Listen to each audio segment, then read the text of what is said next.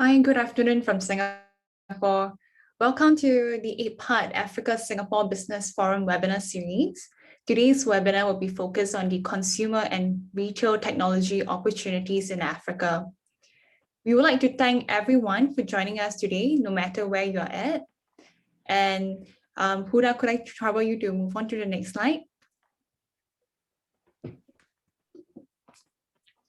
So we would like to thank everyone for joining us today, no matter where you're at. And in the event, if you are logged out midway through the session itself, simply rejoin us in the event with the link that's provided to you or through the webinar ID that you see in front of you, together with the webinar password.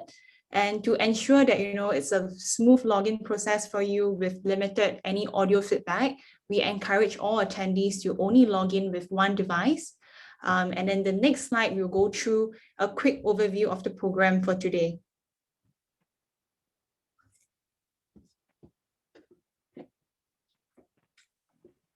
So for today itself, we will start off with Cassandra providing us with a welcome address, and we will then dive into the panel discussion with Joshin from Ikino, who is our moderator with 4 esteemed panelists.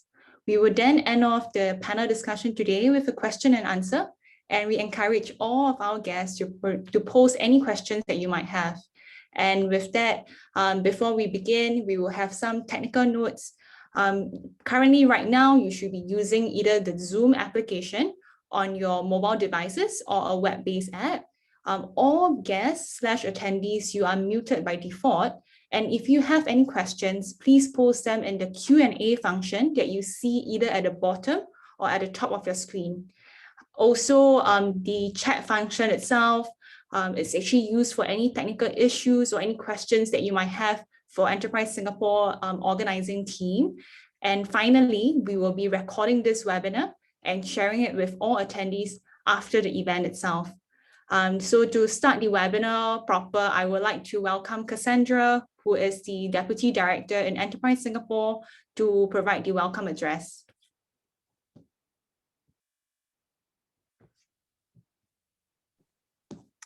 Hi, good afternoon, everyone. I'm not able to start my video, but I will just go ahead.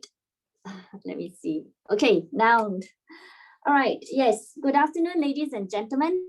Thank you for joining us today. I'm Cassandra, Enterprise Singapore Deputy Director for the Middle East, Africa, Central Eastern Europe, and Central Asia.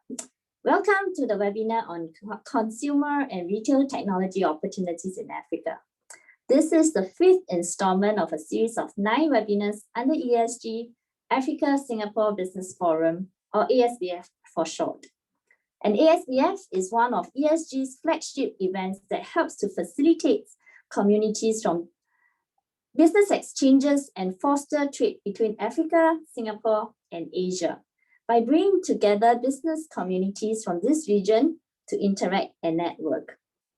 In the past 5 editions of ASBF, there have been over 2,000 business leaders and government officials from more than 30 African countries that have attended the event in Singapore. And this year's ASBF will happen in August, and we hope that you'll be able to join us and continue your journey exploring opportunities in the Africa region. This ASBF webinar series that we have put in place since October last year focuses on key technologies in Africa that's accelerated and brought about by COVID-19. The series will also showcase market opportunities in the various Africa regions. To date, we have covered technology in the education, health, agriculture sectors, and concluded the Southern Africa webinar earlier this month. Today's panel on the consumer and retail technology opportunities in Africa will provide an understanding of the key trends and challenges in the consumer and retail space. Despite the African economies being hit hard by COVID-19 pandemic, there are still some silver lining to be uncovered in the horizon. In the past 20 years, the African consumer market has seen a significant rise of the middle class, and with that, increased consumer spending. Technological progress including wider access to the internet, has also enabled the e-commerce landscape to flourish with vast uptake of online shopping. And while Africa is still largely traditional and informal, there has also been increasing development on the modern retail channels in the past decade. I am very sure you'll gain much insights from our esteemed speakers on the various business models and success factors that's needed for the Africa market. We look forward to you joining us for the rest of our webinar series and also the upcoming ASBF 2021 in August this year.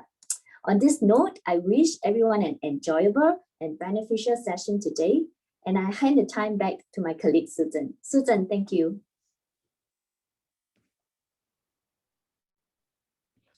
Thank you so much, Cassandra. So let's begin the panel discussion with Joshin, the founder and also executive chairperson of Equino Ventures. Alongside, he has 4 other panelists from the various parts of the ecosystem that will be sharing deeper insights on consumer and retail tech opportunities in Africa. Passing over the time to Joshin. Thank you very much, Susan. Just trying to start my video, but it won't start, but I'll continue in the meantime. There we go. Great. So hi, everyone. I hope you can see me, and I'm sure the video will turn on shortly. We've got a very informative, and I think will be an interesting discussion ahead of us today. My name is Joshin Ragaba. I'm the founder of Equino Ventures. I'm an entrepreneur, an investor in technology and communication businesses, and many of those businesses have worked throughout the African continent. You know, we've got a really interesting mix of panelists today, people that can give us an overview of the entire market and what that looks like. Mr. Soumya Saklani, who's the CEO of Kantar's, kind of a large portion of the emerging markets, but particularly has a deep experience in African markets. And interestingly enough, also calls Singapore home, so you can connect the two. We have Michael Clampett, who is based in South Africa, leads one of the senior executive of one of South Africa's largest retail groups, particularly invested in the shopping mall and the retail sectors. So it can give us a deep insight of how malls and retail environments, the offline environments, are thinking about how they shift their models in this emerging technology to this new world we're living in post-COVID. We have Mr. Adewale Opaye from Alezo, who's really connecting the informal market with the formal market, and we're going to hear a lot about how he's approached this problem statement. And Mr. King Lee, who is at Kilimall, who really will help us understand how the online market and the online e-commerce market is shaping up in Africa. So really to set the scene for us, to give us a really interesting overview of what's happening in the market. We're going to start off with Soumya. Soumya, welcome. Welcome to the session. Thank you very much, Joshin. Excellent. So, to really just set the scene for us, we have different people, in the audience, people that are curious about doing business in Africa, people that are actually thinking about it and actively researching it. We have people that are actually doing it. But you've got this bird's eye lens from your point of view of what's happening in the continent. We've had a narrative about Africa rising, which I think is useful to talk about the opportunity and growth of the African consumer market. But really how you measure that is different across different markets, and how people kind of think about it can often vary. So, as an example, in sub-Saharan Africa, consumers spend about 50% of their disposable income on food, as compared to 10% in the US and 20% in Singapore. So what are the segments that you think describe as Africa rising? What are the segments do you think that are attractive for people coming in to do business in Africa? And where do you think people should really focus on in their thinking about their strategy? Sure, Joshin. So that's a great question to start with. And it's best if we break down the opportunity that we see in Africa into two parts. The first part of your question is about foreign brands. And in what is good news, and this is what I have seen in my 10 years in Africa, and we as Kantar have seen across, five decades of working here, is that in general terms, Africa will continue to be a great place for new brands to consider entering. And that's because it's a more level playing field. African consumers we've seen are experimentative. So they are willing to try out new brands and new propositions. We've seen that loyalty compared to a lot of the Western markets or a lot of other Asian markets is lower. And hence the opportunity to disrupt is higher. So this is good if a foreign brand or a foreign company is coming into Africa. I think some of the early narratives around the lack of strong success of the early foreign brands or the multinationals in Africa was because they approach Africa kind of wrongly. They assume that the softer parts of their brand proposition and brand appeal will carry them through in Africa. But the African consumers want functional benefits. They want to understand the reason why they are buying a particular product. So I think in what is clearly good news, if a foreign brand is considering Africa, the landscape is positive in terms of consumers willing to try new brands. At the same time, African consumers are aspirational, and that's the other kind of insight that we saw some of the early MNCs not really catch on. So they thought that they would come in and try and play the affordability angle and try and price products cheap. But in reality, African consumers are aspirational. They will pay more money for a particular brand or product if they see value, they see it helping them in a more meaningful way. And again, examples from the continent are the big telcos, are MTN and Safaricom, which hold market leading positions in their key markets, and they are more expensive than the cheaper number twos and the number threes in the market. So I think that's the other point. African consumers are aspirational, and we have seen Asian companies and brands actually enjoy a stronger track record of success. And again, I would only mention a couple here. Soklin, which is from Indonesia, is very strong in dominating the detergents category in Nigeria. And Indomie, again, a brand from Asia, originally from Asia, is extremely successful in large parts of the continent. So just to sum up, African consumers are experimentative, they are aspirational, and Asian companies tend to do well. I think the other part is to look at Africa as not one Africa, but as different Africa. So this is again where I think some of the early MNCs got the narrative wrong. So there is the higher educated, higher affluent, higher socioeconomic group. These are the ones who are educated in the best schools and colleges in their country or indeed overseas. They are aspirational. During this COVID time, they have not been able to fulfill their aspirations. They're working from home. They are doing a lot of DIY cooking from home. We've seen a big increase in self-cooking and DIY cooking. And so the categories that we are seeing growth in are things like ready-to-eat meals and so forth. The other trend that we are seeing is health.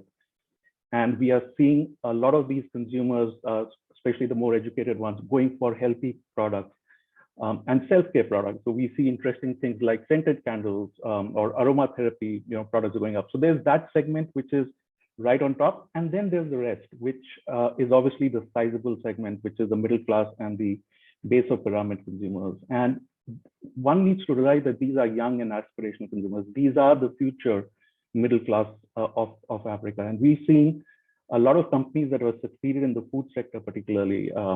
This is through leveraging this trading up that these consumers, the lower affluence consumers, they are trading up from unbranded cooking oils to branded cooking oils, from their own staples to branded rice, to things like tomato paste, to things like seasonings. And so there's a basket of these kind of food categories that a lot of companies that are finding success in Africa are leveraging. Great, thank you so much. I mean, we say, I guess the takeaways here are that that consumers will try new brands, but they are aspirational. So brand building is important, and but also I think Africans consumers already want you to show them the benefits and the features, because they want to see where the value for money is. And we see there are opportunities. I think another brand that comes to mind is the Techno from a smartphone brand.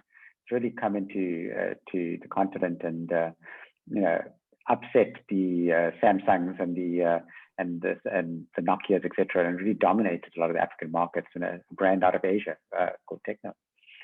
So, you started to talk about that, with DIY cooking and self-care. What else do you think that COVID-19 particularly has done or has an impact on the behavior of African consumers, and not just in the short term, but what do you think will be really lasting kind of behavioral change for these consumers that our audience needs to think about? Sure. So in the short term, and a lot of these trends are consistent with everywhere in the world you go, because COVID-19 is obviously a global event. So there've been opportunities and challenges.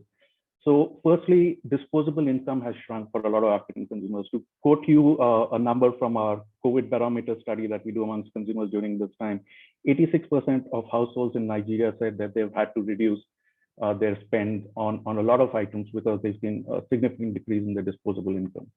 So, that obviously has led to some categories which are particularly out of home or social categories going down. That said, in-home consumption, because people are now working from home or studying at home, has shot through the roof. So again, giving you examples, 70% of consumers in Nigeria, Kenya, and South Africa say they're consuming a lot more in-home than prior. And this is at par with markets like the UK, for example. So there are new moments of consumption, new moments of and occasions of consumption that are going up in home, right? This has actually supported the FMCG sector a lot, and particularly the food and beverages sector. So consumers are actually eating more at home now as opposed to going out to the office or restaurants. So so in Nigeria, for example, we've seen about a 20% increase in the volume of foods and a 30% increase in the volume of beverages. So, and these are significant numbers. So that just tells you the size of the short-term or the medium-term opportunity that is in the foods and beverages sector. Interestingly, there's something called the lipstick effect, which was coined by Estee Lauder. And without spending too much time going into it, because you can Google it, it's basically a trend that in crisis times, consumers want to look after themselves and their immediate loved ones. They like to pamper themselves. They like to indulge in selective indulgence. So we see things like chocolates go up. We see things like snacks and noodles go up. So it's not like they are going to buy a luxury bag as much as they will indulge in little moments of pampering themselves and their family members. So we see, in fact, in Nigeria, data last year showed that custard as a category, grew phenomenally. So there's a little bit of an effect there that in bad times, not everything goes down, but consumers want to pamper, and it's called the lipstick effect because Estee Lauder, they did this research years ago, and they found that in times of crisis, more lipsticks are sold. So that's another trend. The big one also is we are seeing a big disruption in brand loyalty. 60% of consumers are saying that they are willing to try a new brand, and they have tried a new brand and might stick with it. And the other one is consumers, given all the health concerns and the travel restrictions with COVID-19, are overwhelmingly shopping closer to home. So we've seen in terms of trade, about 76% consumers are saying they prefer to shop in their neighborhood store. And 60% say they are averse to going to a larger mall outlet and so forth. So these are some of the shorter term trends. I think there are, and these will continue because we are seeing second and third waves in a number of these markets. So I think it's too early to call this as pure short term. I think some of these trends will remain in the medium term. And I think just on the longer term side of things, there are 2-3 kind of big themes for us to see in Africa. The first and the biggest one is purpose. African consumers, even prior to COVID, seek a stronger sense of purpose from the brands they buy. And this is simply because African communities and societies are more community oriented rather than individualistic. So purpose has always been big for African brands and for any brand to succeed in Africa. And they want to see brands connect with the wider and the underprivileged or the underserved through CSR or through other initiatives. And this, in fact, is something that's bigger for the millennials and the Gen Z, which is the future consumer. So purpose is pretty big. We've seen brands like Uber, which is a global brand, supporting local eateries and so forth. The other trend is localism and buying local. Build Africa, buy Africa, build Africa. So that's the other bit that has got accelerated, and I feel will continue to stay with COVID. And what this means is, for any foreign brands coming in, obviously partnership, working hand in hand with leading local partners would be the way to go. And the last one is what I would call Afro-optimism, which I think all of us sitting in Africa know what this is about. And I would quote this from Nigeria, and Ade would pronounce this a lot better. Tomorrow be better off. So again, in consumer confidence studies that we see, including now, the consumer optimism for the future of Nigeria, for example, 90% feel, even in times like this, that the future will be better, that living conditions will improve. And that, I think, is the other kind of trend that we've seen solidify. So yeah, I think those are the key short-term and the long-term trends. Thanks very much, Samir. So purpose, localism, Afro-optimism. This one of your points, or two of your points, about this growth of in-home consumption becoming a bigger part of how people spend their time and money, and shopping closer to home. Will really lead me, I guess, into chatting to Michael.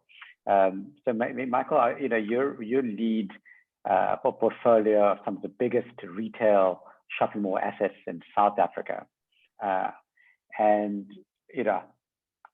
yes, obviously, the question is, if people are consuming because of COVID and inspired by, the behavior change from the pandemic and the lockdowns, consuming more at home, shopping closer to home. How are you thinking about your business model? What impact have you seen in your assets in South Africa, and if you have a view on how that compares to other assets around the continent, it'll be great to weigh in. So Michael, it'd be great if you could weigh in there. Good morning, good afternoon, everyone. Josh, you saved me there because I was about to put up my hand and say, please, can I add to what Sumaya is saying? Because I think there's a lot of touch points in what he said and what we've seen in the physical environment. So maybe just touching on what he mentioned on people shopping closer to home, neighborhood centers, community centers. We definitely saw the same across our portfolio over here in South Africa.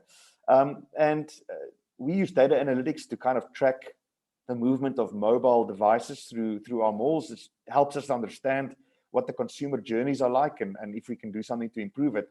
And one stat that really sticks out is Mall of Africa, which is our flagship sort of asset in South Africa. Pre-COVID and the lockdown measures, a mobile device on average would visit 9 stores on each journey or each visit. Today, that's down to 3. Now for me, that's like, I don't think that's just pandemic related. I think behavior is changing, and it's potentially changing longer term. And definitely in these bigger malls, people are visiting less stores per visit.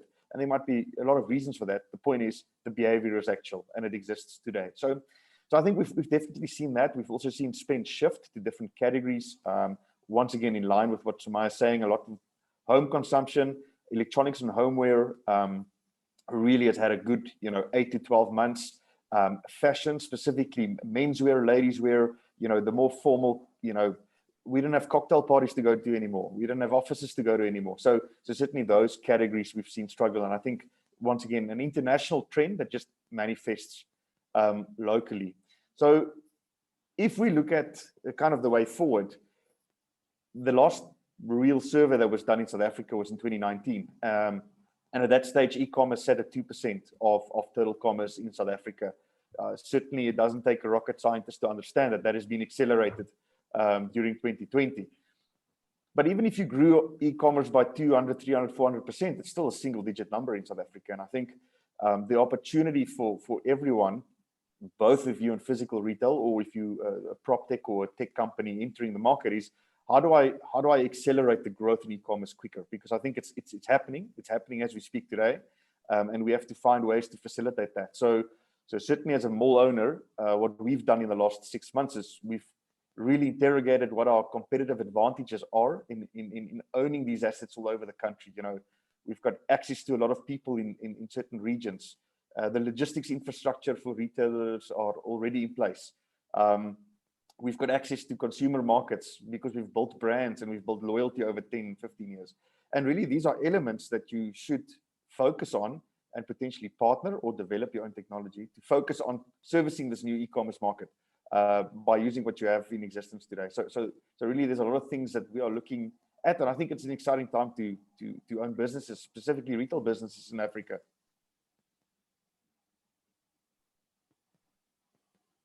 Can you that's right. So yeah. Michael, just tell us, maybe share some of the technology adoption or some of the technologies that have been adopted successfully and some of the ones that have been unsuccessful, maybe from your own experience or from what you've seen in with your tenants in your malls. Yeah, so we've seen a varied response and varied successes. I always refer back, there's a really smart Harvard Business School professor called Clayton Christensen, and he coined the phrase the innovator's dilemma, and really the crux of the matter is that companies that do what they do really well kind of struggle to innovate and are potentially being disrupted because the core business really is running so well that they don't need to focus on these other matters. And I think in my own personal experience, kind of driving innovation internally as well at our company, commitment of resources, commitment of time, those type of things are really difficult for big corporates. And we've seen a couple of corporates in South Africa really try their hand at some innovative short-term measures and not having success. My personal view is that a collaborative model is probably the way to go.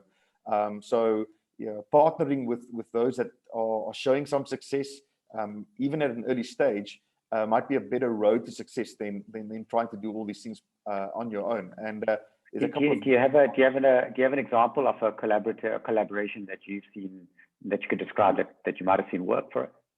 Yeah, so maybe two quick examples. News broke out yesterday here in South Africa that a fashion brand, which is like mid-market, but really a great South African company, entered Africa as well with limited success. They bought a high-end online kitchenware company yesterday called Yappie Chef. So the company I'm referring to is Mr. Price Group. So big group in South Africa focused on fashion, of affordable fashion, purchasing this online kitchenware company yesterday. And my view is, that might be two things. One, they increased their catalog and category. So they're moving from fashion into something like homeware and kitchenware that's shown growth in the last 12 months. But also they now buy the IP and they buy the success that these guys have built up over 10 years, building an e-commerce business. And I think that's really important. So instead of building it themselves, they've gone out and bought it. Another good example in South Africa is the Pepkor Group. Although this is still low key, I think their big flashy reveal is only happening in April, but they really in a couple of markets in South Africa, big importers from Asia, selling everything from electronic goods to clothing in multiple brands. And they launched an online version of a store last week called Every Shop or Every Store. And really what they've done is they've said, we already have these big bulk buying relationships with most of these suppliers overseas. Let's use that bulk buying power, create the online platform, increase our SKUs and availability of product in South Africa, and take on other e-commerce players directly.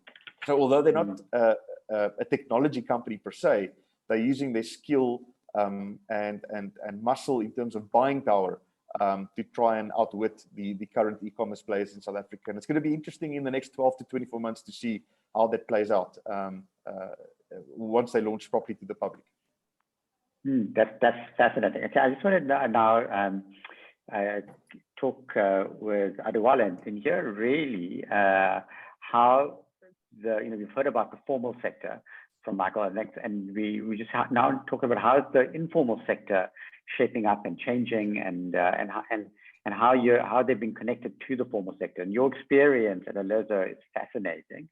Adewale, maybe before you tell us about your insights into the market, tell us about how you started the business and what was the problem statement that you saw that you decided you wanted to solve. Okay, perfect. So yeah, if you look at Nigeria, for example, like 95% of total retail sales in Nigeria happens in informal stores. And these retail stores owners and corner stores, like very close to everyone's homes, they find it hard to actually restock inventory. In Nigeria, for example, the distribution channel is from manufacturers down to distributors, sub-distributors, and then wholesalers in the central market. Like these guys, like these wholesalers in the central market are much more centralized. They're in a very specific spot. So retailers from everyone's neighborhood have to travel a couple of hours down to the central market to restock inventory.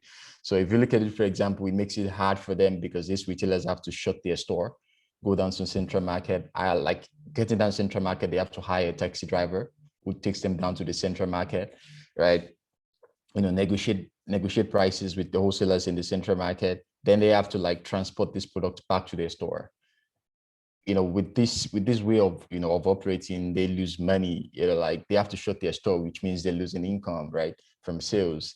They have to pay for transportation. They have to, it's like even the opportunity cost itself to be in the central market, whereas they have to be in their store is so high, right? Like, so we think, and this can change, right? Like if for informal stores are actually very close to everyone's neighborhood, they're like maximum 5 minutes away from everyone's homes. So if you want things right now, especially when it's even COVID times, you have to like, the fastest place to get your products is to go down to all these neighborhood stores. And these neighborhood stores are just like so disconnected from the retail system that they're literally on their own. They have to source for the inventory themselves. They don't know how to manage their own stores. So, like it's so hard on these retailers and most of these guys, they use basic phones, which means like only has like phone calls and text message functionality, like not like the common smartphones that everyone uses. So it's so hard on these people that we think, how do we solve this problem? Like, how do we help them like organize their store, like solve the inventory problem? And we have to solve it the basic way, which is through the phone calls and text message, hopefully moving up to smartphones.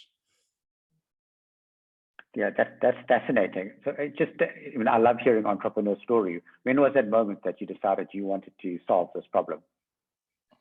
Okay, well, so I came back from China on holiday, and my mom was she's also an informal retailer before, but she actually made a lot of money, and then she moved to like owning 2 supermarkets now. But like around November 2018, I came home and I was walking around the neighborhood and I saw an informal retailer arguing with the taxi drivers. And I agreed to pay 1,000 naira. The taxi driver said it said 1,200. So it's kind of like a very big back and forth conversation between these people. And I decided to just talk to both of them and say, hey, brother, like this is an old woman, like just try to like settle things out. And then I asked her questions and she's like, I had this guy from Agbini Market to bring product down to my store. And it's like roughly 45 minutes away, right? Distance is roughly like 45 minutes. And I figured out, oh, wow, like this is the same problem my mom faced, like while running our store. And I think this is high time we have to solve this problem.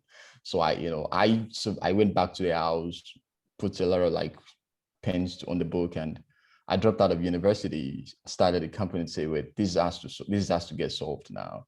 And I figured out, and then we launched January 2019, with that woman who was our first retailer, right? And from then, right now, even as of today, we have over 65,000 retailers on our platform. We're about on track to actually do over $4 million this month in sales alone, and it's like we think it's like the best thing to do. Fantastic. And tell me about you've obviously seen COVID impact your business in some ways positively. It sounds like.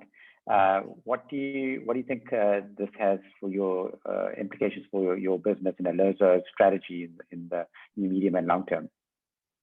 Oh, well, so we think regarding COVID actually, actually validates our business, like our business model, which is like, we think Nigeria will be like Asia, where like we think central market will go extinct, and manufacturers are finding it hard to actually go straight to retail, right? It's hard. The math works against them because like for every manufacturer, average basket size is about 14,000 naira here in Nigeria, but our own average basket size is roughly around 65,000 naira. So the cost of transportation on each basket size is actually like, it works for us compared to if manufacturers want to go through it. And they're already used to the same way of pushing products down to distributors, sub-distributors, wholesalers. So when COVID happens, Central Market can't open, right? Central Market was shut. So like, it's hard for distributors to sell products because they have to close their store there in the Central Market. We as a company, we have warehouses distributed around the cities. And because we are most like essential company, we are allowed to open. And the fact that we have minimal, physical relationship with retailers, like most of our stuff are stocked in the warehouse. We have to follow COVID procedures, distribute with our vehicles down to retail stores. So it's like, even before, like 2020, like February 2020 was when COVID was really serious in Nigeria. We are doing about $293,000 in sales then. And right now we're doing up to $4 million in sales. So we've grown like 1,200%, like during the start of COVID and now.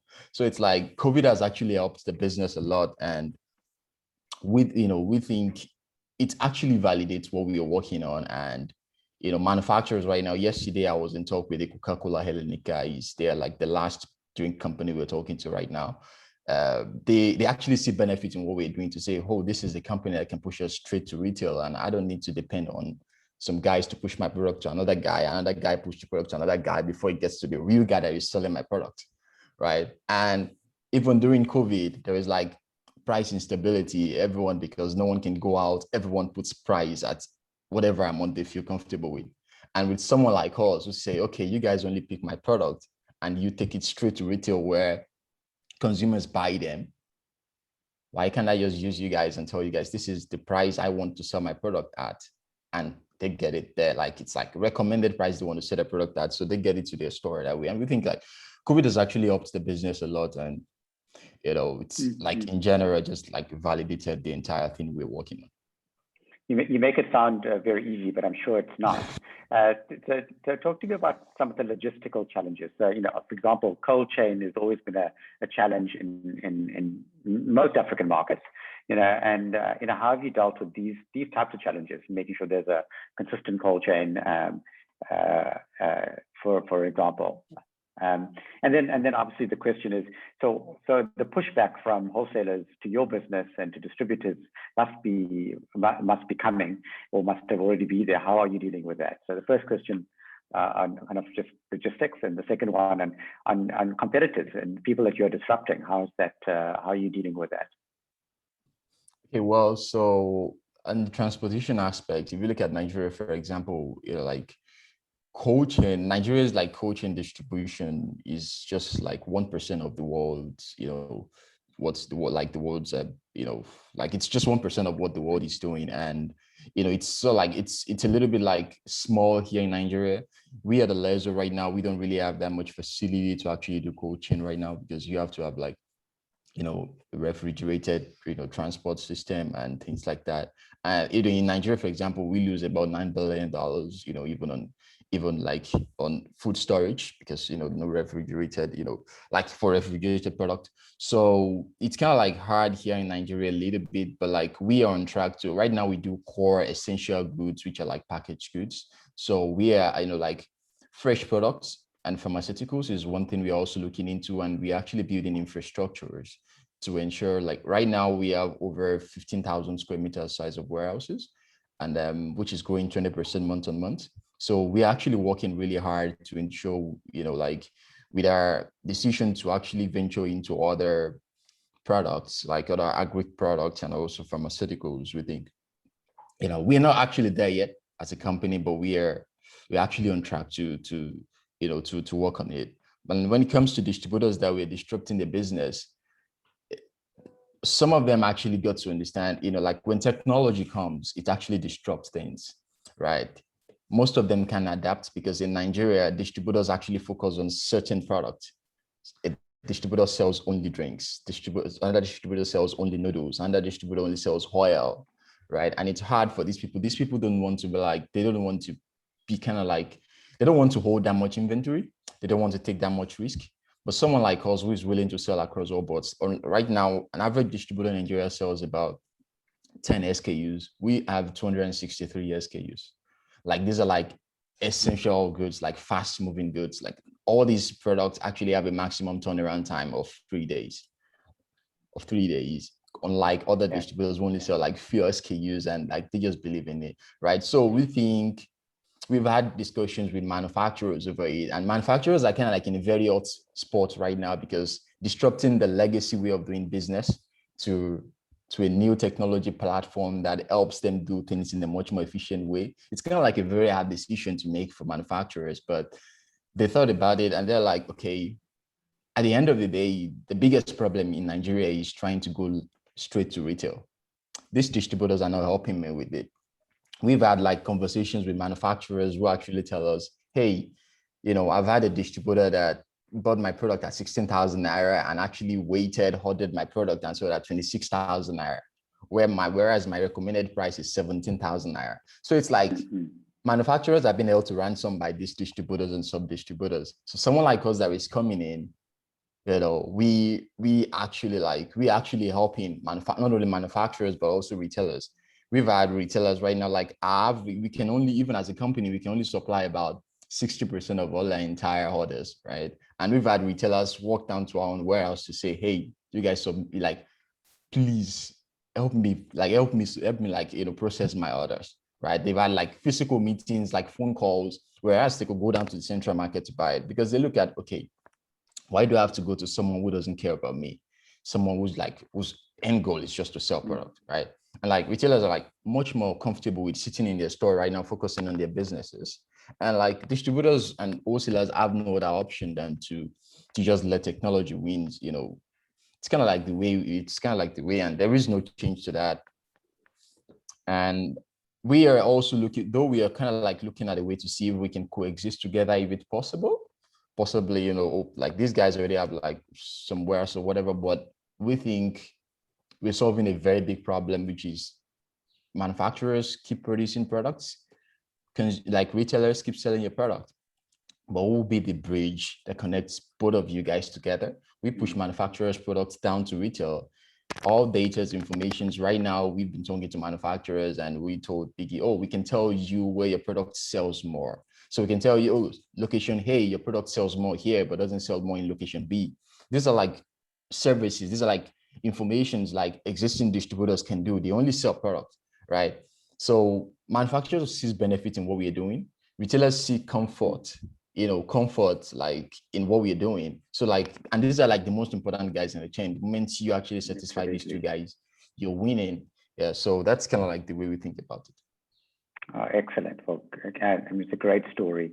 And let's move on to the other great disruption, which is e-commerce and online. And so I'd like to bring King into the conversation. King is the operations director at Killimore, which is one of Kenya's leading e-commerce platforms.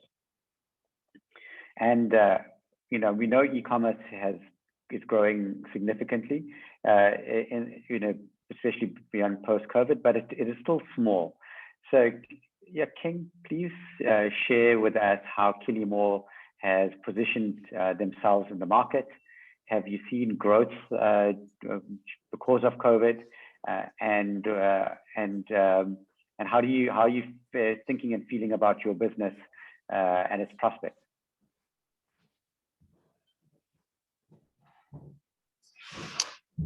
Okay, hello everyone. Okay, Killimore, after 7 years of operation, Killimore has led a solid foundation in Kenya, and the Kenyan shoppers has strong trust in our platform now. And I think COVID pandemic has also accelerated the growth of online shopping. In Kenya, for example, we found that online payment transactions doubled in the last year, and products in Kenya were buying including home appliance, consumer electronics, smartphones, and clothing. And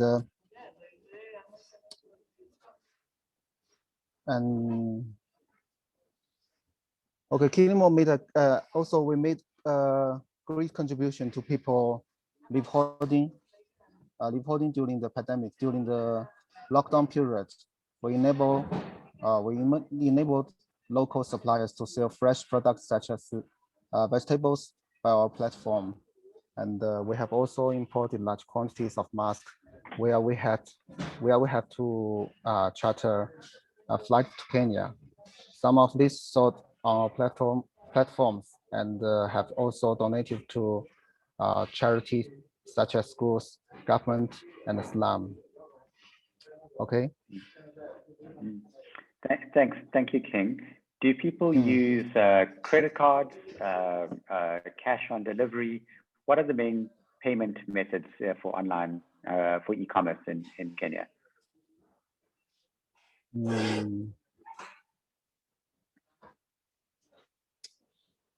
Okay, in Kenya, yeah. Okay, online payment in Kenya is widely accepted. Users on our platform pay for our products upon order via digital payments such as M-Pesa. Most of them are M-Pesa and Visa or MasterCard. We are able to collect payments upon orders. Kilimo has built trust over the years, and the consumer has faith that we will deliver the products. Yes. Thank you, King. I want to ask a question. Perhaps we can start with Sumia again. It's a question around doing business in more than one African country and the challenges of building a business in 2 or 3 markets or 4 or 5 markets or more. You know, people tend to think, particularly coming into Africa, you tend to think of Africa as one market, but we know that this is not the case. So Sumia, maybe talk to us about the challenges or the opportunities in being able to build businesses that attack markets across different countries.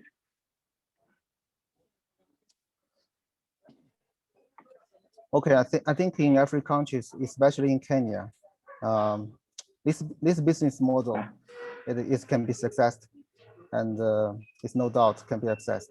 But the different countries have different situation. Like in Kenya, most people accept the M-Pesa.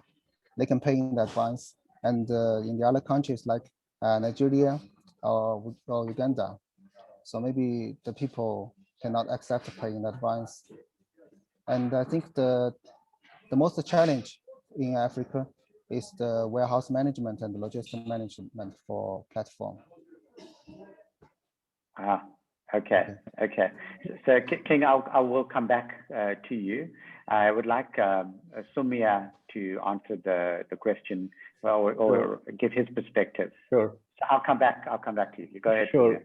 Apologies, I realized I was on the proverbial mute. Yes. So I think that's a great question, because a lot of people looking at Africa think of Africa as one Africa. And just to give you an example, between neighboring countries, Nigeria and Ghana, there are different consumer aspirations. There are different drivers. Nigeria is very, very strongly aspirational, very, very strongly commercially success-led. And I really, the way Ade has described how, he has seen an opportunity and how he's latched onto that opportunity, very strong, very entrepreneurial. The Ghana market is a lot more, I would say, softer and has different drivers for different categories. So sometimes it's an oversimplification when a brand coming in wants to kind of have a one Africa model. And I would quote Airtel as an example that came in, acquired the Zain brand in 2010 across 16 markets, and they kind of understood that a driver of brand preference in Nigeria is totally different. You need to be more visible. You need to be strong in communication. You need to be bold, but the nuances of what telecom brand should be in Ghana or in Kenya are different. So again, I refer to something called the offset cultural dimension. And one should look at it to gain a sense of how different even neighboring countries in Africa are. Our recommendation is always for a new entrant to pick one market, to get the model right in that market, to understand consumers in that market prior to expanding into multiple markets. And again, I think everyone would have heard of Jumia, and Jumia was set up in 2013. And with a lot of promise and a lot of hope. And obviously the proposition is a very strong proposition, looking at the future of Africa and how the delivery segment is going to go. That said, I believe they expanded too quickly and too aggressively without really understanding the nuances of either positioning or indeed implementing the brand in Rwanda versus Kenya versus Uganda. So the best thing is do your research in depth in one market. And obviously markets like Nigeria with 200 million consumers, offer a lot of opportunity. Other markets like Kenya, Uganda, Tanzania in the East, and then the next frontier of markets. So Ethiopia, again, with 90 million, 100 million consumers, is the future market. It's really challenging to get in there right now, but markets like Ethiopia and DRC are going to offer future growth. So the key point is research your proposition, figure out what your brand is seeking to solve as a consumer need, and really do that on the basis of what the brand is, not on the basis of it's just a brand that is strong on imagery. So again, as I said, functional benefits, and consumers will pay value. So invest in doing that research.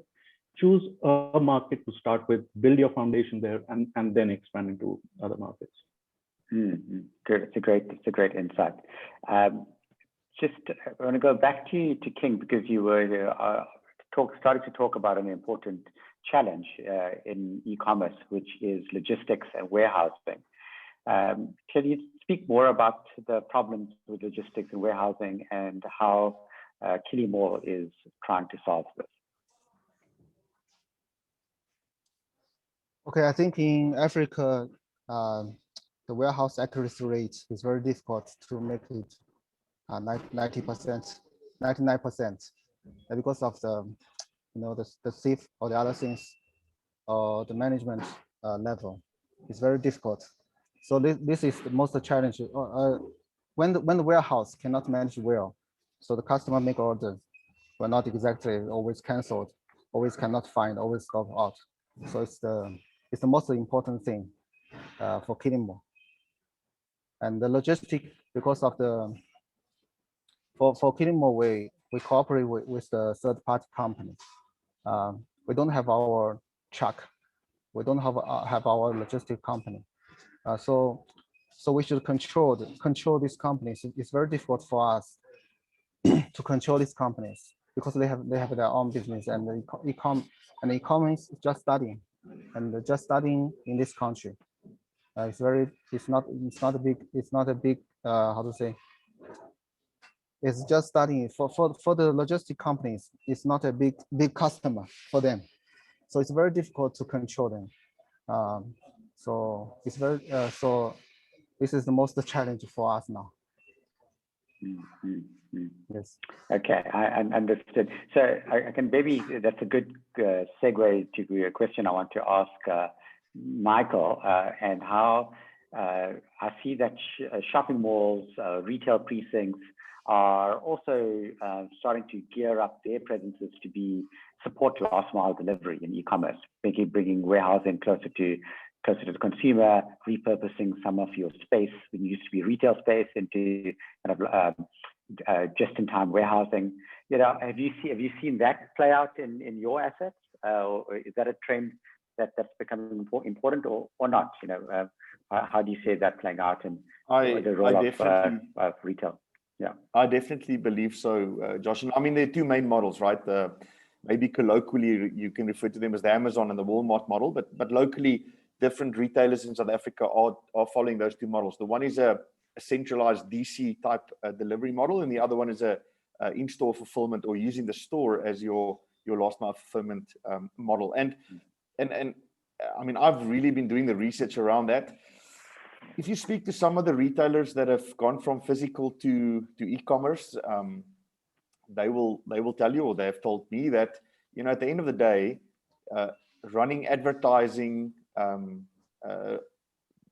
generating clients, that kind of thing, basically costs the same potentially as a rental check. So in their minds, the cost, it's like a cost of acquiring the client, right? That's whether you call it the rent or you call it online marketing through Google, it's the same thing. It's a cost to acquire a client. And so in their minds, they're trying to find a way to optimize the store footprint they already have.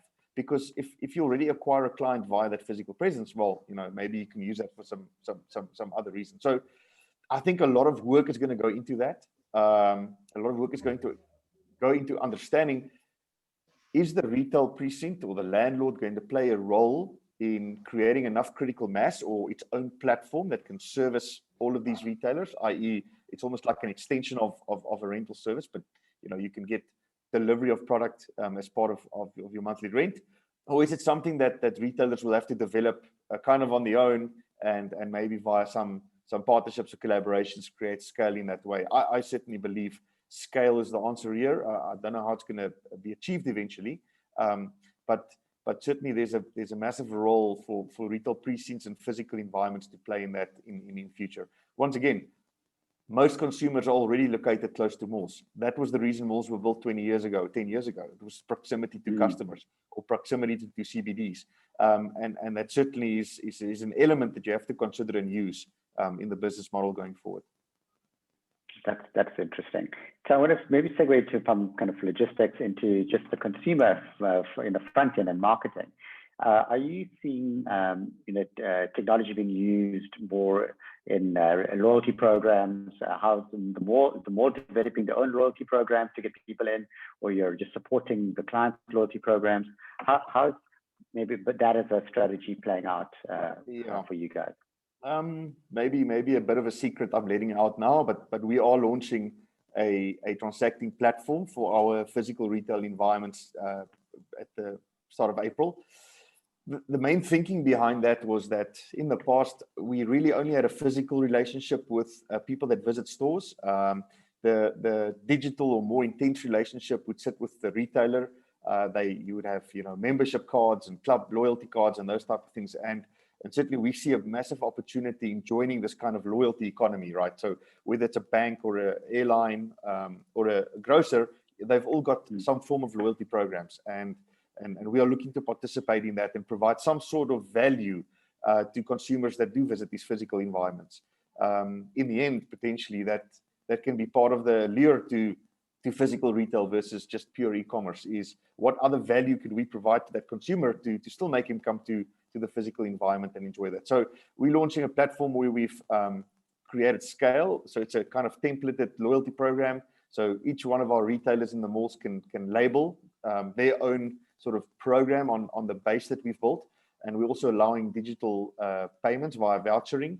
So the idea is to just have a deeper engagement with that customer and provide him some services in this digital environment, which, to date, we didn't know who that customer was. It was someone that walked through the physical space and we knew nothing more about him or her. So I think that's an opportunity for us to take hold of. Fantastic. And so Mia, have you seen brands use kind of dial-up loyalty programs or digital marketing, or what have you seen in looking across some of the clients that you've been working with? What are companies doing in that space, if at all? Well, I think to Michael's point, I think there's a lot of room for African companies to dial up, CRM and to even profile their consumers more strongly. And I guess the comment here is telco companies on the continent, they're sitting on massive amounts of data of their consumers, and I feel there's a lot more that even they can do, to take all insights out and to do more proactive. I mean, they do that, but I feel there's a lot more landscape that is yet to be explored. And a way to do this is analytics. I mean, you collect data through interviews, you ask people opinions, but there's a huge amount of data that is available that I don't think even the telcos are realizing the power of that data. Obviously, analytics is a way that we can transsolve that. I think they'll get there because things are accelerating at a very fast pace. On the African continent, as a lot of analysts have talked about, a lot of room to grow. Okay, I don't want to. Of course, you're growing. Your business is really growing, and you probably can't onboard customers fast enough. But is there anything you're doing from a marketing or community building perspective, whether it's a loyalty program or engaging your communities of SMEs under the Elezo kind of family? What is some of the more softer or harder marketing strategies that you are using? Okay, well, so one thing we figured out as a company is we got to understand retailers in neighborhoods are like one of like the backbone in the community, right? They have to support their families, and they kind of like indirectly also supports, you know, their neighborhoods, because if they sell product at high prices, that means people will be able to afford like less amount of products, right? So it's kind of like they have a leverage on the neighborhoods, and also they find like they actually their well-being, their family well-being is kind of like important as well, because it's kind of like indirectly affects everyone in the neighborhoods as well. Because if that close woman in your store, that close retailer in your neighborhood actually closes store, that means you have to go far away to find someone to buy a product, right? So that's why we can look at, we've gathered enough data on our retailers to understand who they are, you know, how many kids they have, what is the health situation of their family, are they in financial problems, you know, how much do they spend daily, and we're kind of like looking at, okay, how do we help these people, kind of like health-wise, hopefully giving them like, you know, healthcare insurance. You know, we've been talking to one of like the largest, you know, insurance company in Nigeria, for example, Leadway. So we've had discussions with them to figure out, okay, how do we help these people, like, you know, with health, you know, how do we help them finance their kids' tuition fees? You know, how do we help them improve their business? We've talked to Xiaomi to figure out how to finance smartphones for our retailers, which is move away from pen and paper down to digital, because our end goal is not only restocking these retailers this inventory, but also digitize them to be able to take online orders from neighborhoods, right? Kind of like, we look at it the way it happened in China, for example, right? Every retailer is digitized. You can stay in your house and order from that close retail store very near you. That's kind of like the way we're thinking about it. Digitizing all these retailers, help them, like the cost of running their business, reduce it a little bit, which means other people in the neighborhoods can actually sort of like indirectly benefit from an improved business operation wise for these retailers. So that's kind of like the way we're thinking about.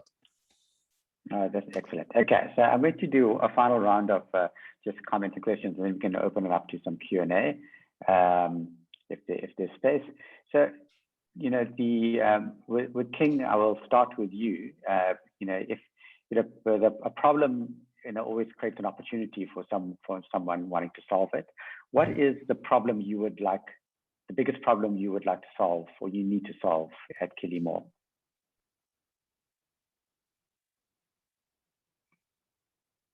Are you on mute, King?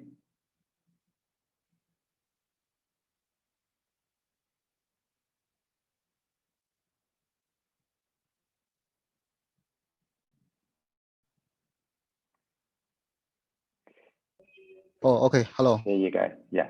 Sorry, can you repeat your questions?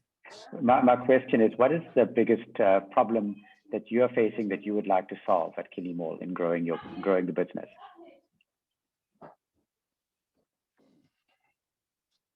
Okay, I think the biggest problem is the delivery, but we're launching a Kili Shop program. The goal for this program is to able to collect. The goal for this program is to let all the Kenyans to be able to collect their parcel within 10 minutes walk. We will open more than 1,000 Kili Shop in Kenya, and in the future, Kilimall plans to set up unmanned self pickup counters in Kenya to solve these problems. Excellent. Okay, great. Thank you very much. And you know, Michael, you know, for you, what would be your advice for Singaporean brands wanting to come into Africa, South Africa, and why should they have a actual physical retail as part of their mix?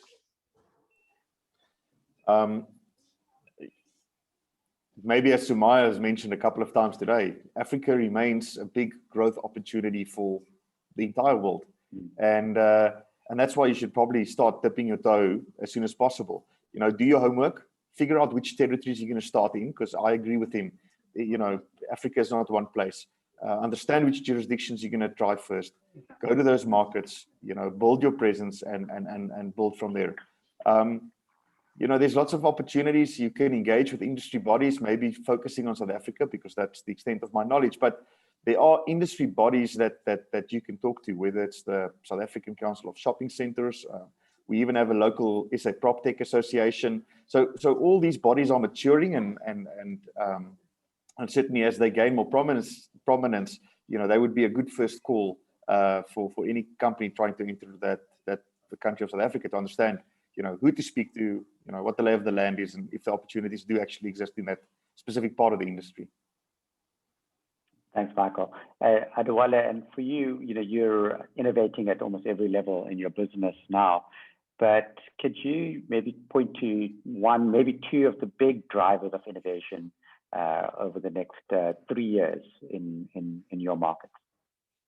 Okay, well, so one thing we've invented that is like we think there'll be more urbanization in Nigeria and Africa as a whole going forward, and we get to understand, like the rate at which people are actually adopting smartphones is so high in Nigeria right now, like compared to a couple of years ago, and we think it will be way more faster like going forward. Like price of smartphones right now has reduced drastically in Nigeria, and even with the help of second-hand smartphones. And we think number one, technology, like the use of smartphones and affordability of data, will drive the way consumers behave. And that's gonna like we as a company are like taking a very forward step in figuring out, okay, if people are going to be using more smartphones, people are like going to have very accurate access to data, so right, like information, like they can use the internet a lot. Like how would these affect the retail space here locally? That means people will have more access to they'll have access to new products, online, digitally, and find in stores. So we think the fact that more people will move to new cities, people will now have like access to like smartphones. These two things will actually help, we actually help retail space largely, which means like e-commerce may actually possibly like start to like have some drastic, like possibly double digits growth. But still yet, we think like brands as well still have to do a lot of work in trying to prove themselves, like makes themselves available in shelves. Because one thing about Nigerians and Africans that we get to understand is people only buy what they see in stores. So like building your brand presence in retail stores is actually like one of the key things as well going forward. Excellent. Okay, so last question to Sumia, and then there's two quick questions in the Q&A I'll cover after this. But for Sumia, if you had to say to some of the people in the audience today, if they were briefing you, they were your clients and they were briefing Kantar on some market research, what would be the smart questions to ask you? So some of these we've already touched upon. So which markets to focus on, but I think the smarter and more I would say evolved questions would be what kind of propositions, what are consumers' underlying needs, in a market like Nigeria, what is the size of the opportunity? So a lot of the first I'd say start of exploration should be around sizing the opportunity and figuring out if there's a space for the brand or the product to play. And as I said, focusing on the key markets first and only then expanding into other markets. Mm-hmm. Thank you. And I agree with Michael. Sorry. I think the opportunity in Africa is immense, and I think that's again a key message. I think we need to just ensure that we reiterate. And I think one of the biggest points is that people outside Singaporean companies need to tap into not where Africa is today, but where it is headed. So think more long term as well. Don't think that your brand's going to come here and get instant success. It might, but it's better to have a long term perspective. Mm-hmm. I mean, there's a McKinsey kind of stat that says that I think by 2034 there'll be more young Africans entering the workplace than the rest of the world combined. The rest of the world combined. I mean, that's significant. That's huge. That's huge. That is significant. So quickly, I'm going to run through the questions that we have here. The first question, and I'll read it out and we can see who can answer it, is that talking about the informal market. Someone to ask, as a seller in Singapore, how can I access this market? Is e-commerce the way to go? About accessing the informal market. So maybe first I can ask Adewale to try that.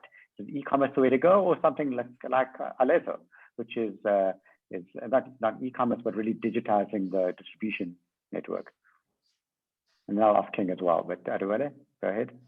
Okay, well, so I think the first move should be going straight to informal stores. which is where to build your brand first. Build your brand. If they feel comfortable with you, then they can buy whatever product you have online. But if they actually haven't tried your product first, if they don't feel comfortable with it, Nigerians we get to understand is they find it like they love trying new products, but not with their money. So because they have limited disposable income, right?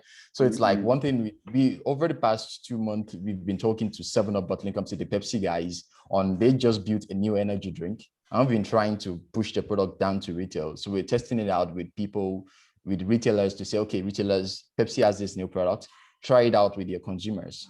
Let them have a taste of it for free, get feedbacks from them. And then we take all these informations back to Pepsi to say, okay, this is what we feel about your energy drink. This is what the market is saying about your energy drink. We think if they go this way, straight to retail stores, build the presence in retail stores, build the brand, people can feel comfortable with it. But one thing that should be in everyone's mind is the same way Africa is not the same. Most countries are not the same as well. Nigeria, for example, what is in one state, what's selling in one state may be like very slow moving in another state, right? So you have to really understand what's the target. Who do you want to serve?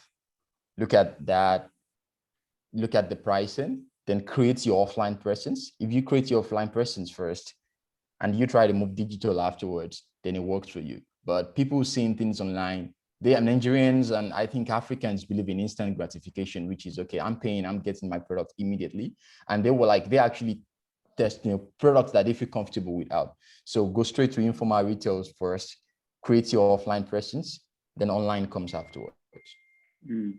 Thank you. King, just maybe from your perspective, do you talk to the informal market, or is your customer segment probably the more formal market? Where's your customer segment, customers? Which market is your customer, informal or formal, like anymore?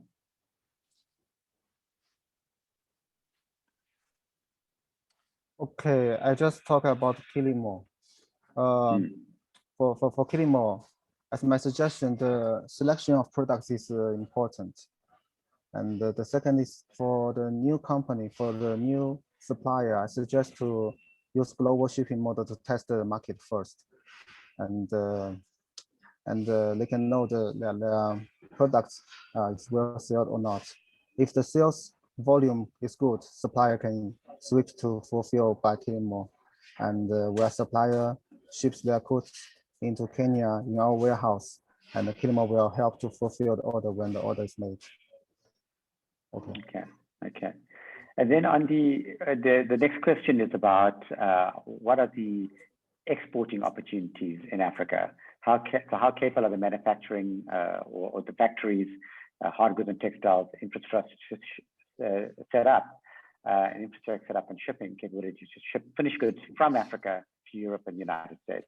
So looking at the other way, the opportunities to export from Africa? Maybe Sumia, you want to jump in there? Sure. So there is an opportunity there as well. So just to give you a perfect example, the world's best cocoa comes from Ghana and Ivory Coast, Côte d'Ivoire. But the raw material is shipped to European countries and sold back to Africa and indeed across the world as premium chocolate. So I feel there are those opportunities there, and I gave cocoa as an example, where and we've seen small scale enterprises come up in Ghana, for example, to try and do that. The raw material is there, the quality product is there. If they can set up stronger manufacturing and branding, then they can own the brand as well and charge higher prices. I think there are opportunities within Africa, and Ghana and chocolate is one example. Okay, great. And then, maybe this is also a question, I will figure out who will answer it, but, the question is, I've heard that Chinese brands are well received in Africa. Do the panelists think that there's a space for other foreign brands, since affordability is an area of limitation? So is cheaper Chinese brands going to crowd out everyone else, or is there space for other brands from other markets? I think it's the question. So maybe Adewale, you're seeing the distribution of these brands. What do you think?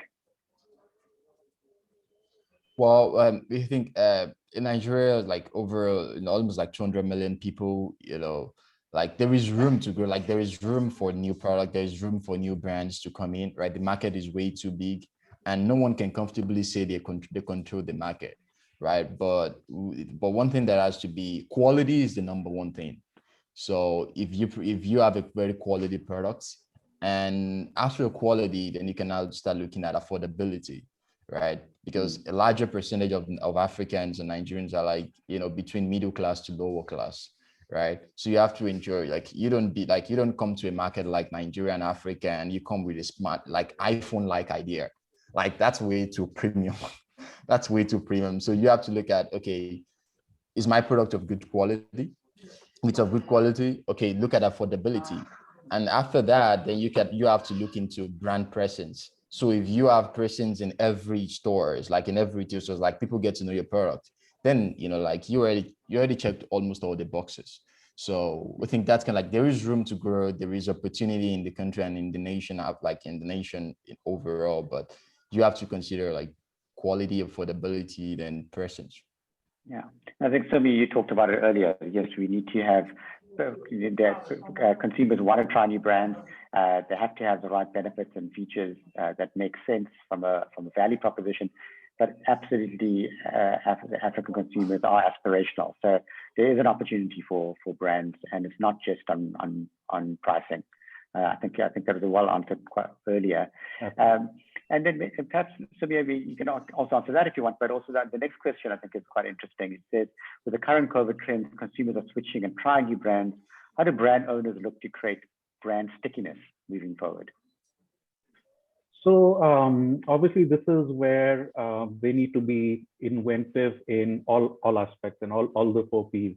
So distribution, place, to Ade's point as well, a lot of these consumers are shopping now closer to their homes, so they're not going out to markets.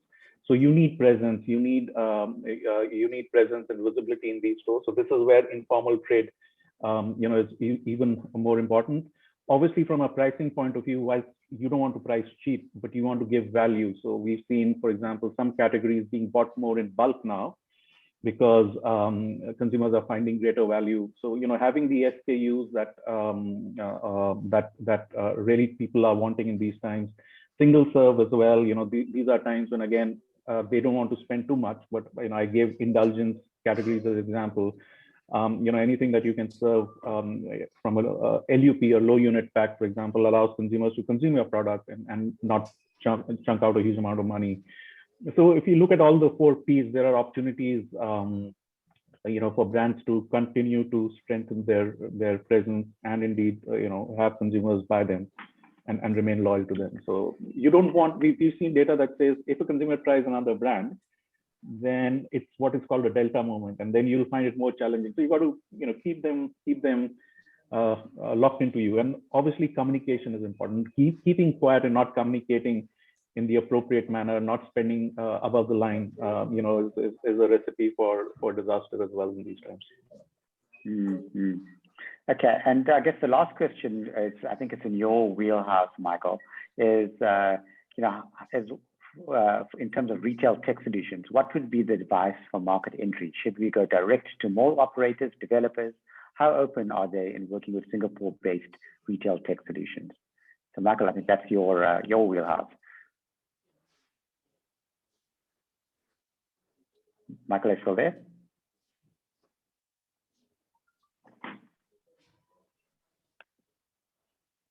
I think we might have lost Michael. So I guess I'm gonna toss that over to potentially Sumi, for you, I guess let's just try that. What would be the advice for market entry for retail tech solution providers? So, I mean, obviously, I'll give my perspective, and I'm sure Michael would have, a lot more perspective to share. I think, and this is to Ade's point, we need to serve the wider or the bigger opportunity in Africa. That is middle and base of pyramid or lower income consumers. And I just want to mention this example. There's a company called Copia in Kenya. And what Copia does is it serves through e-commerce the underserved, the rural consumers. And it's tapping into them by a network of, I think, 22,000 partner agents. And these are shops in semi-urban or rural areas. And a rural consumer who doesn't have access to a smartphone or data and isn't educated enough to order things online on their own, they can go to this partner agent, and he has a platform and an app where he can order on their behalf. And then Copia arranges for the goods to be delivered to this partner agent, and he or she then can meet the needs of or deliver the goods to the rural consumers that ordered. So I think there are a lot of these very innovative kind of solutions that bridge gaps, just like Ade is bridging the gap between informal trade and the manufacturers and big retailers. So I think that's where there is further scope. Yeah, I can speak to one of the organizations that I'm on the board of. Is doing a lot of work with the V&A waterfront in Cape Town. It's one of the largest shopping mall destinations in the continent. And at the moment, just in terms of them trying to deal with the disruption in retail, they're very open to partnering with solutions from wherever they are in the world. So definitely open to partnering with retail solutions, and they're very receptive at this moment. So it's a very good time to talk to partners. People are looking for these solutions. Great, Michael, are you back? Some quick technical difficulties. Sorry about that, but I'm back. Okay, so there was a quick question that that was in the chat that people asked. If you are mall owners open to partnering with Singaporean-based companies and around retail tech, what should the market entry be? Go to malls, operators like yourselves, or should they go directly to developers? What is the market strategy and entry for retail tech solutions from Singapore? Yeah, I could advocate companies directly, but I want to just warn that it could come with a risk. So, I think the risk when you're trying to do something new, innovate or disrupt, is always that you find gatekeepers along your journey. And if you end up with the wrong individual at the wrong company, entering, let's say, the South African market potentially could be more difficult. It might be a slight repetition of what I've said earlier, but, there are bodies like SA PropTech, Council of Shopping Centers. Those bodies potentially could act as like just an easier way, and maybe breach that entry into the market more on an industry level than at a company level, to make sure that you're not held hostage by the first person that you speak to in the country. So definitely, I mean, your example of the V&A is a good example. I think high profile assets like ourselves, Mall of Africa, V&A Waterfront, Sandton, those potentially do provide an opportunity for entry, but one shouldn't necessarily underestimate the opportunity in other areas that aren't catered for by these big super regional malls. I think once again, as Adewale's story has clearly demonstrated, there's a lot of opportunity in other segments, potentially not as formalized as some of these properties that we own, and you want to get to the right people in that specific category. So potentially industry is better than just the company on its own. Thank you very much. So I think it's a good time to wrap it up. We've had more than a full hour. I really appreciate all your time as panelists. It's been fascinating for me. I've learned a lot, and I think our audience has too. I think we've covered a lot of ground, and I really appreciate the time and insight and energy. Yeah, I'll hand over back to Susan.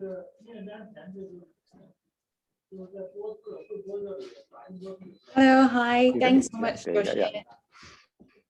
Thank you so much again to all our panelists for sharing your insights. It's certainly really interesting to hear about the informal retail sector, marketing strategy, and also the trends observed as a result of COVID-19. So we'll be flashing up the slides shortly. If you have any questions or any follow-up queries on Africa itself, there will be a list of different Enterprise Singapore offices or colleagues that, as you can see right now, that you can approach. So give us a second there. So these are the folks that look across the entire Africa continent, from the places we mentioned in Nigeria, Ghana, all the way to the east in Kenya, down south to Southern Africa. And also mentioned by Cassandra earlier at the start of this webinar, we will be organizing our Africa Singapore Business Forum this year. It will be held in August itself, and more information can be found in the QR code that you will see shortly in the next slide on the Africa-Singapore Business Forum.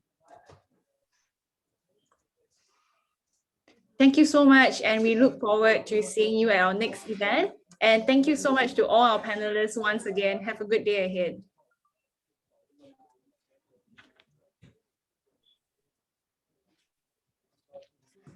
Thank you. Thank you very much. Thank you. Thank you. Thank you. Have Bye-bye. a great Thank day. you. Thank you. Bye-bye. Thank you. Bye.